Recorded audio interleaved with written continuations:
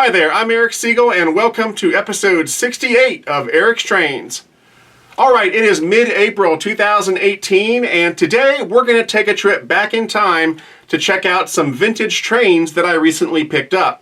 Now, the story behind these trains is that I've got a friend who I've known since college. We both went to UGA together, and so I've known her for 20 plus years now.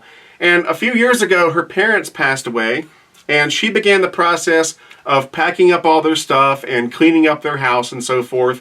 And about a year ago, she messaged me and she said, you know, my dad had some old toy trains. Are you interested in them? And I said, yeah, probably. And so she sent me a picture. It was not a very good picture. It was a picture of her dad's office. But off in the distance on one of the shelves, there was what looked like a Lionel standard gauge set from the pre-war period. And I said, yeah, I'm really interested. So whenever you're ready, let me know and I'll come by and pick them up. And so I kind of forgot about it. And then about a year went by. And then this February in 2018, she messaged me again.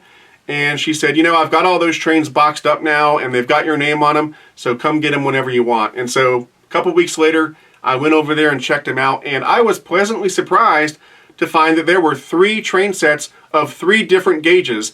There was a Lionel pre-war standard gauge set, a Lionel pre-war O-gauge tin plate set, and then there was also an American Flyer S-gauge set from the 1950s. Pretty cool. Now, there were no accessories or buildings or scenery or anything like that.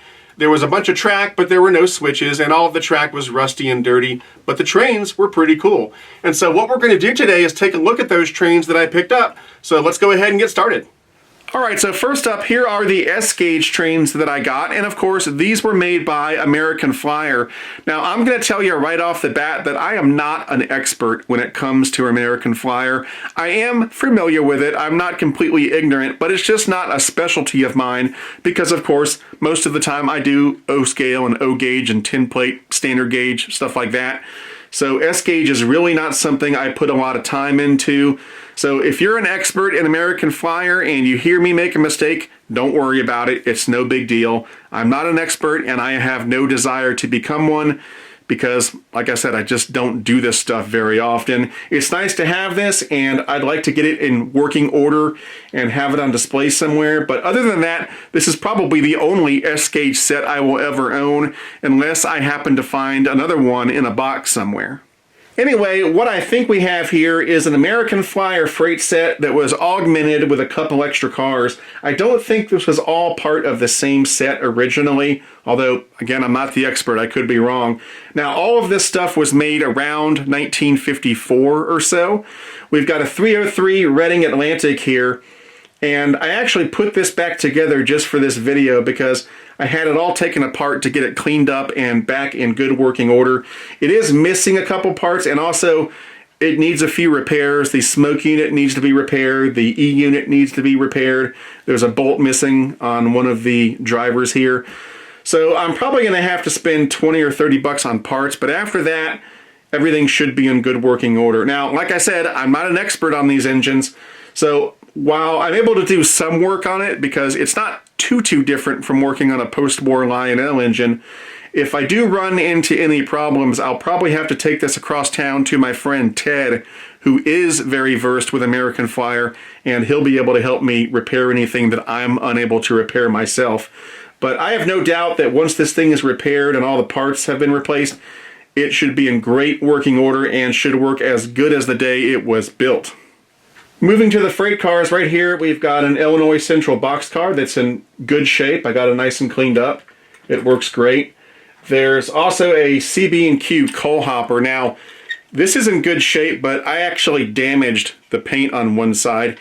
I cleaned all these up with some soap and water when I got them. You can do that, that's okay, but you just have to be really careful and you have to use a really soft brush on these plastic bodied engines because the paint can flake off very, very easily, as you can see here. I was using a soft brush, but apparently it wasn't soft enough, and some of the paint did come off. I was really upset with myself because I know better than that, and I just hadn't cleaned any of these things like this in a while, and so I started cleaning this, and the paint started coming off, and I kind of kicked myself for that because I do know better than that. But it's okay because this is not a rare or valuable car. As a matter of fact, none of this stuff is rare or valuable. So it's not like it's a big loss that the paint came off, but I'm just a little bit frustrated with myself that that actually happened. Now, behind all this, we've got a Gulf single dome tank car. This is in good shape except the coupler on this end is busted and would need to be replaced. Get that back on there. And then we've got a Wabash hopper. This is in good shape. It cleaned up nicely. And then we've got an American Flyer caboose number 938. This is in good shape. I still need to do some cleanup work on it, but otherwise it's in decent shape.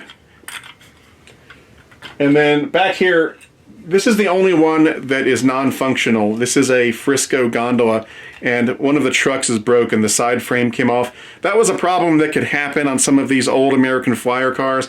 These side frames could pop off. And so in order to get this thing in good working order again, I'm going to have to replace this truck, or at least try to repair the side frame. But unfortunately, I don't know where the other side frame went, so I'm probably just going to have to replace the entire truck. So these are all the S-gauge trains that I got. Now, along with the trains, there was a whole box full of American Flyer track that was very dirty, rusty, and corroded. And so in that case, I'm going to end up throwing that track out, or at the most repurposing it for something else. Typically when you buy old trains and you find that you get a whole bunch of rusty, corroded track, it's best to just throw that track away and get new track. The track is not valuable. You can't resell it for a lot of money or anything.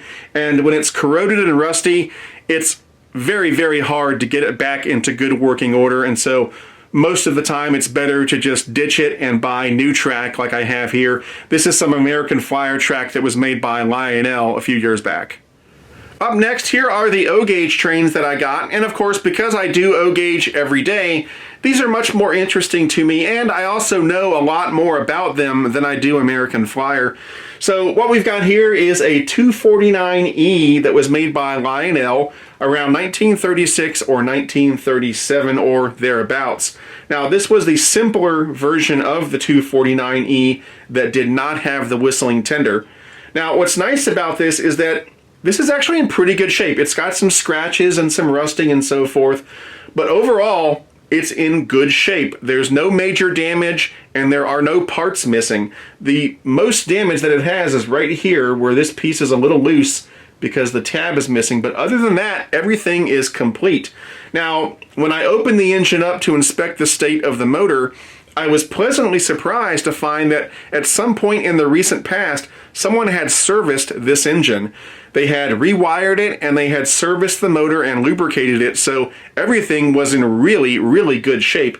Now, what's kind of funny is that I guess when they were servicing it back then, they removed the E unit that was originally on this engine. The E on 249E signifies that this had an E unit. And for those who don't know, the E unit back in the day was the device responsible for changing the direction of the engine so that it could run forward, neutral, or reverse. So without the E unit, this engine will only run in one direction, forward. So right now it only goes forward. So at some point in the future, I will probably reinstall an E unit, and most likely it'll be a modern digital electronic E unit from someone like Dali, because the new modern electronic E units are much more reliable and much easier to install. And once I do that, this thing will be able to go forward and reverse. But operationally speaking, it works great. In fact, I would argue that the motor is working just as good now as the day it was built. Here are the two passenger cars that go with the 249E. These are both made by Lionel. We've got a 607 Pullman and a 608 Observation. These would have been made right around the same time as the 249E, most likely mid-1930s, although they could be a little bit older.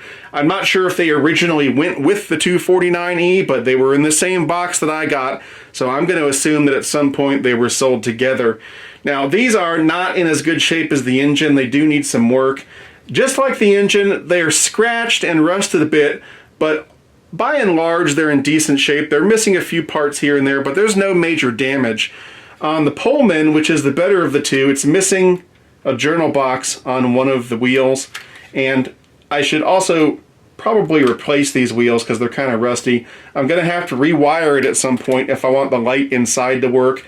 The acetate lining on the windows, this one's peeling off a bit. This one appears to be in good shape.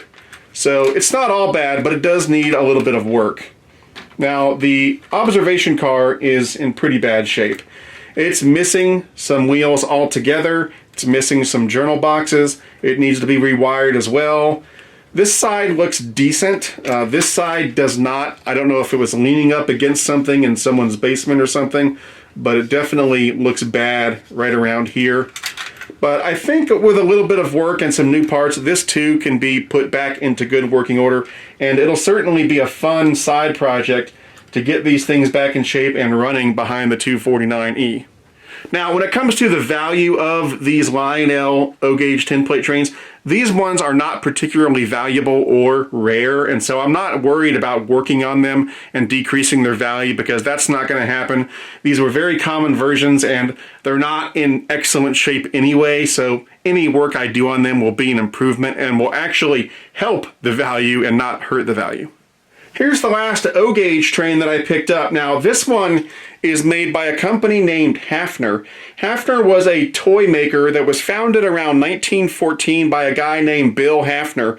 Bill Hafner was actually one of the original co-founders of American Flyer, but he left Flyer in 1914 to found his own company, Hafner, and they made toy trains and other toys up until around 1951. Now, this train is a clockwork wind-up toy train. It doesn't use electricity. Rather, you insert a key right here and wind it up, and then it'll run around the track until it runs out of spring tension. It's pretty cool. Now, Hafner actually did really well around the same time that Lionel was making this stuff in the 1930s during the Great Depression. A lot of families didn't have money to buy something like this or certainly standard gauge trains, but they did have a few bucks to buy something like this. And so because of that, Hafner did very well, like I said.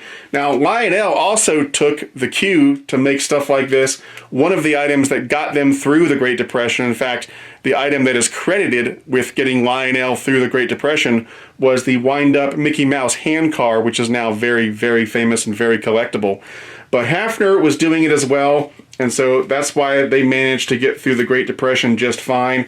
After World War II, they didn't do so well, and they went out of business around 1951. But yeah, this is pretty cool. It's not in good shape. There was nothing else with this engine, so I don't know what else went with it, but it's kind of cool. It's been repainted at some point, and like I said, it's not in great shape. The mechanism itself is actually in good shape, so if I can find a replacement key on eBay, there's a chance this thing will run, but like I said, it doesn't look very good. It's kind of a basket case, but it's cool nonetheless. Alright, last but not least, here are the standard gauge trains that I picked up, and these were the ones that I was most excited about. So the engine here is a Lionel number 10 from around 1925. And on the original number 10s, just like a lot of the engines Lionel was making at the time, they did not have an automatic E unit to change directions like on the 249E. Instead, they had a manual reversing lever that you would use to change the direction on the engine. Now, eventually they would add an automatic E unit to this model, and at that point it became the number 10E in 1926.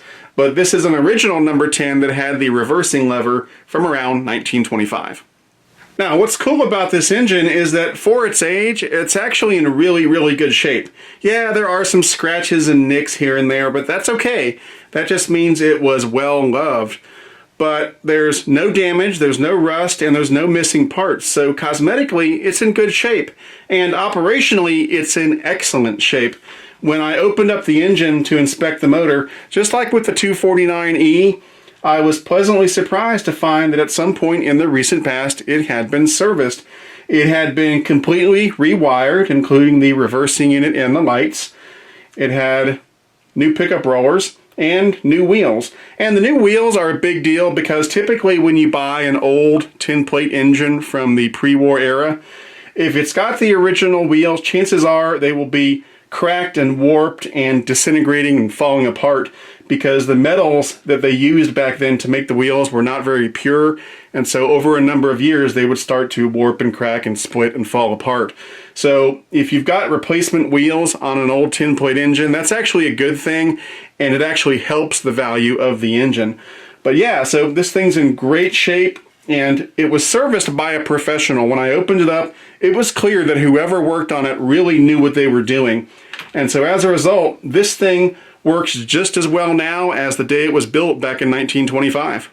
Now, accompanying the number 10 were these 3 standard gauge passenger cars, also made by Lionel, and these were made right around the same time as the number 10, mid-1920s or so. And I actually think these were meant to go with this number 10 because they've all got that same peacock green and orange paint scheme. But anyway, right here we've got the number 332 railway mail car. Pretty neat, it's got the opening doors. And then next to that, we've got a number 339 Pullman car. It's got the little opening doors on the ends. And then back here, we've got a number 341 observation car. Now, these cars are not in quite as good shape as the engine. They've got a little bit of rust and some scratches and so forth. There's not a whole lot of missing parts. Everything's pretty much there, so that's good. But I do need to do some work on these to get them operational because, for one thing, I need to rewire them and put new rollers on because I can't even run these on the track right now because they will short out on the track because the wiring is so old and brittle. And I think I might also want to replace these wheels because they're really rusty and nasty. But once I do that, these things should be in good operational shape. I still need to do some cleanup work to get them as pretty as they can be, but there's no reason to not believe that with a little bit of TLC, these things can be fully operational again, and it'll be really nice to run these behind the number 10. As soon as I get these things cleaned up and operational, I'll do a video of the whole set running together. That should be a lot of fun. Now, just like with the American Flyer trains, with the O and the standard gauge tin plate trains, there was a whole bunch of track included, but it was all rusty and dirty and nasty, and so just like with that American Flyer track, I'm going to end up tossing that or repurposing it for something else, and I'll just get new, nice, clean track for these things to run on like you see here.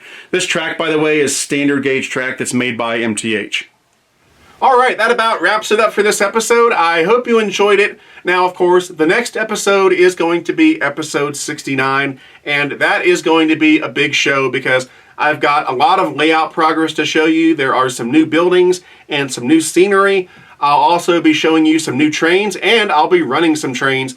So that episode should be a lot of fun. I'm in the process of filming it right now, but it's still got a couple more weeks before it's done. But keep an eye out for that in the near future. For now, I'm going to end this video by running a couple of those old engines that are operating right now. So I hope you enjoy those. I'm Eric Siegel, and I'll see you next time.